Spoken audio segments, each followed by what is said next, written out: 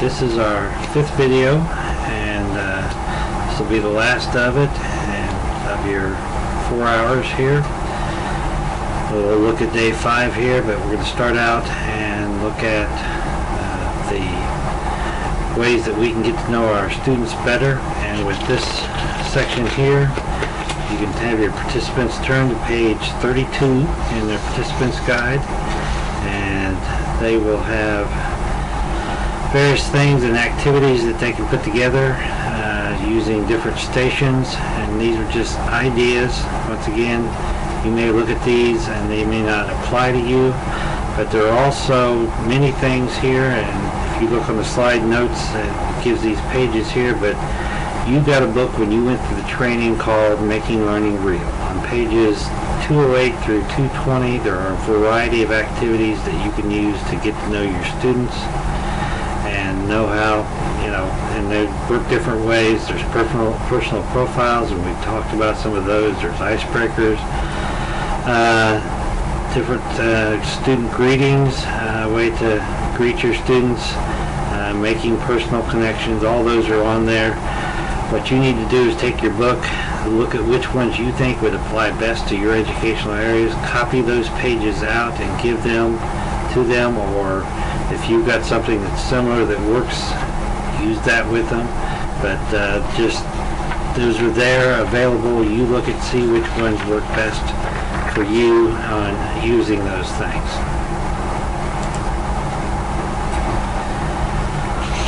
Continue along that line, just choosing learning stations. Choose what you think will work best for your area. Give them multiple ideas that they can work with as far as getting to know their students and working with them. Oops. Sorry, went ahead. Developing a personal profile with your students. We've already talked about this to some extent because I showed you earlier an information sheet that I used with the students, but there's also, I turned around this later in my teaching career and changed this to basically a classroom application, which makes it more real world as far as doing things and working out there. You can also look on page 33 of their participant guide and different ways to collect information about them.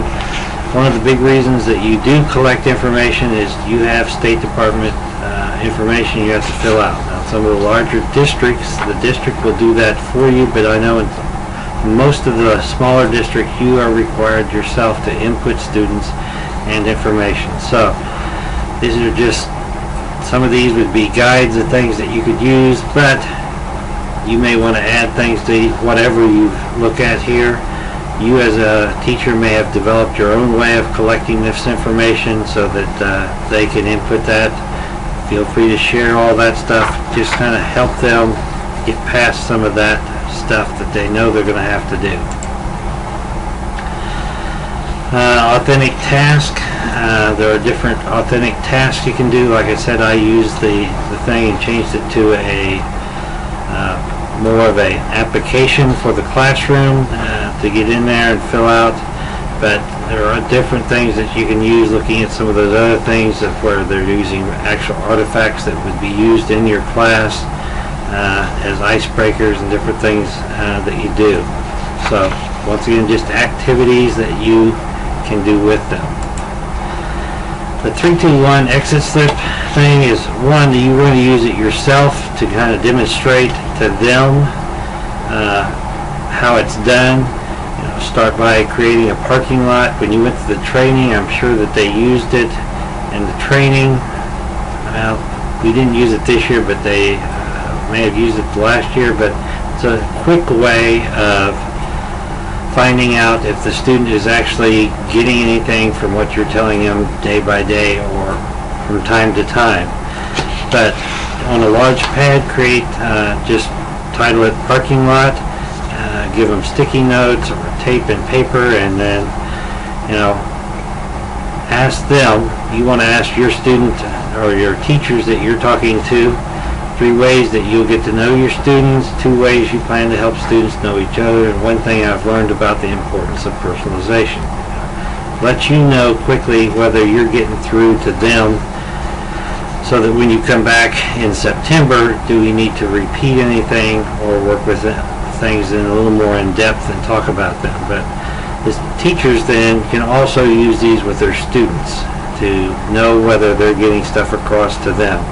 So you demonstrated to them how it works, allow them to participate, but then talk about how they can use it in their own classroom to just get kind of an instant feedback or an end of the class type feedback to know whether they're actually getting stuff across to their students and working with them.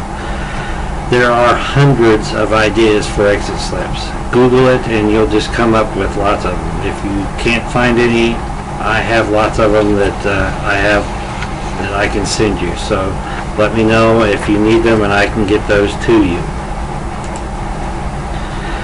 Mentor dialogue here. With this page, this is more for down the road dialogue that you might have with them later on. So skip this slide and move on to the next one. The next few slides here are dealing with what the school makeup is and diversity in schools. These are things that I would hope, as them being just hired, they may have asked some of these things, but once again, they may not have known to even think about some of the different things of diversity and knowing what type of school they're coming into.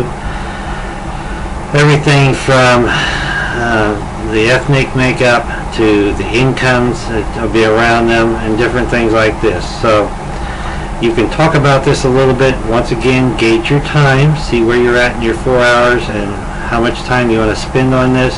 This may be more of an assignment. They want to find out about their school, a little more of the background. They will find out eventually, but sometimes it's nice to know up front, because how you approach things and how you teach things does have a little bit more of a response based upon the ethnic and the cultural backgrounds of some of your students.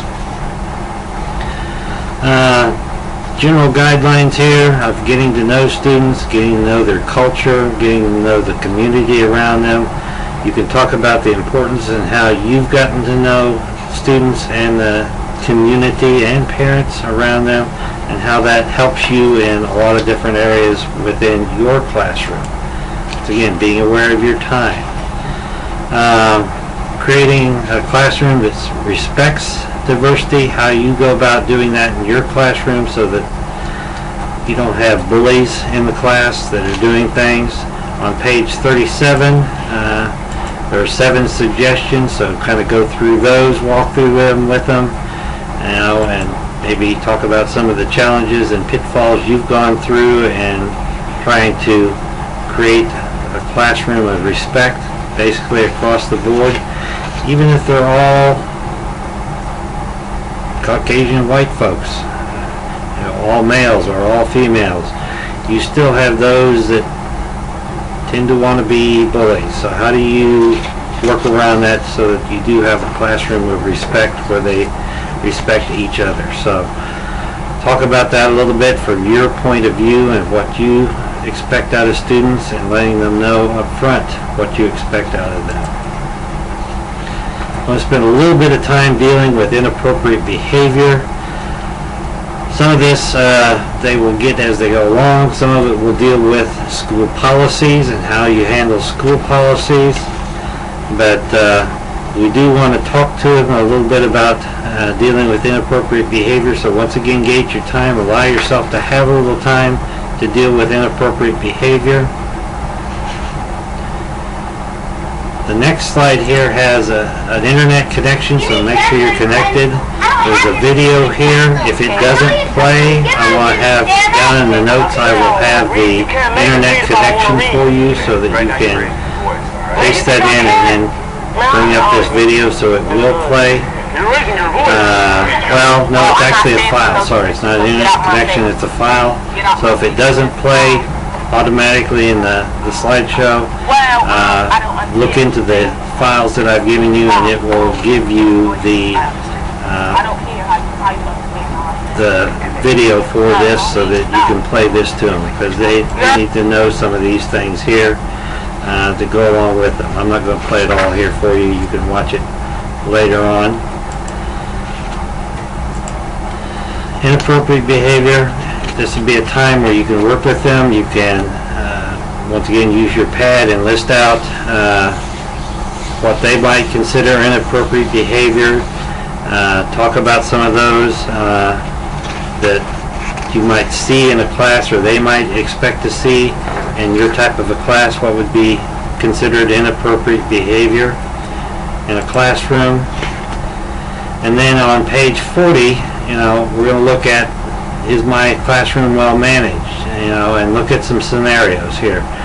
Have these scenarios printed out where they can look at them and talk about them, and even break them up into small groups and allow them to talk about it and then share what they think or how they think it should be approached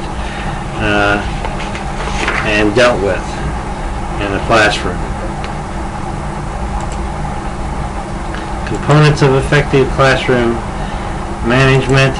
Go through these, the strategies, the space, how to motivate and celebrate, and we've talked about some of these already. Rules and procedures, we've definitely gone over those clear back in the first video that we did, and back in the first lesson that you gave them. Talk about some of those again, kind of reinforcing those things, how those play and how the classroom is handled. Consequences and intervention, we're going to talk about that here a little bit more. Some of those things are basically 3 ways of dealing with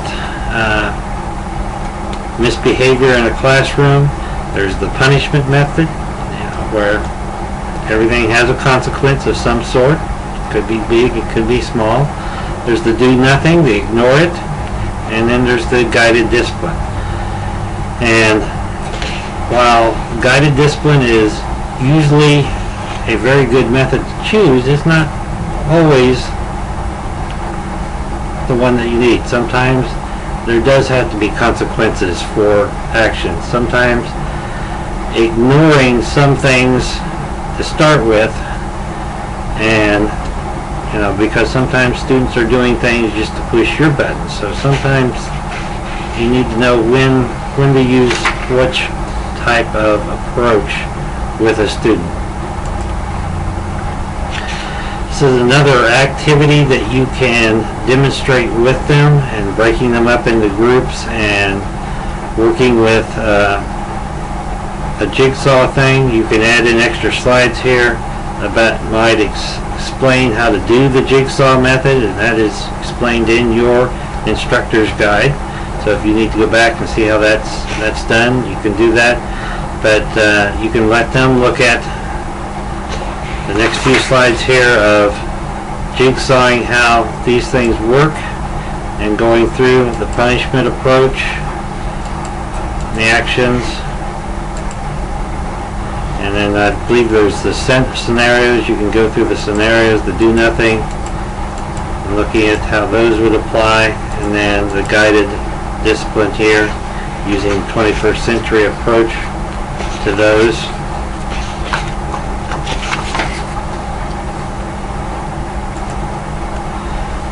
And then comparing those using the jigsaw and how they would work with those, kind of going through these questions here using that jigsaw method. And then once you finish, you can also take the time to show them how this might work in their classroom, or just a teaching method to work with other things. But kind of go through these discussion questions with them, and have a little time to debrief on some of their discussion of discipline.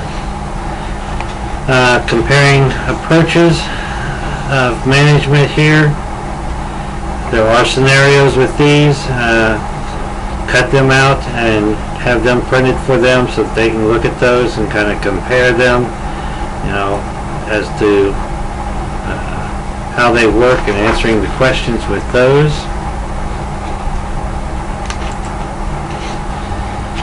And then finishing up with think about it here. Once again, this is a way that they can wrap up their classroom and allow for journal time by giving them in the period questions that kind of summarize and allowing them time to summarize in their journals or keeping a journal as to what they got accomplished that day. And but also the teachers need to learn to kind of pause and think about their day, and if nothing else, write comments on a calendar to keep up with what's going on within their classroom. And then last, a day 5 lesson. And in this one, I've got a few forms for them. I've got the referral form that I had got to use in PCO. There's also have a positive referral form. You might want to just go over those. You could use your own from your school, what you have. But half the battle is if it comes to writing a referral, you need to have it filled out right, because those people in the office weren't there when whatever happened in your class went on. So how you fill them out is half the battle, because if you send it down with they were bad and their name on it, that really doesn't tell them anything. They don't have any of the emotion, any of the how things got to where they are there in front of them. They don't know any of that stuff. So it might be good to walk through a referral form with them so that they get a chance to see what it takes to get a referral through. Positive referral is this can be used for those students that may have had trouble dealing with some things, but you catch them doing the right thing for maybe the first time. A positive referral, caught you doing something good type thing. And then the lesson this time, and this is stuff that you can just pass out to them and they can keep and take with them. The 5th lesson is more or less a brainstorming thing. Once again, it's a general basic thing. You can make it more personal or substitute something else in here to make it work better for your divisional area. But just looking at this lesson, there's a PowerPoint that goes along with it, as well as a handout that walks them through the activity itself. But it is a brainstorming idea, looking at small economy car and giving them a chance to design something that would be added into this car for little or no expense that would make it a car worth buying, to enhance it, to give it more appeal maybe to a specific crowd or a specific gender in doing those things. So this is the slides. As I've mentioned before, there are more slides in there for those that have gone through the training. You should have copies of all the slides. So if for some reason I've taken a slide out because I felt that it just wasn't going to fit in your time frame, you can add slides back in. I encourage you to take especially pictures of your classroom and just examples that you can stick in of different things. So feel free to adjust these slides to make them more directed at the teachers you're going to be working with, so that they're not just general, that make them specific to work for you. And feel free to replace any of the handouts to make them more specific to your area. So if you have questions, if you need more information, feel free to give me a call, and I can supply you with whatever else you might need. So have fun in July.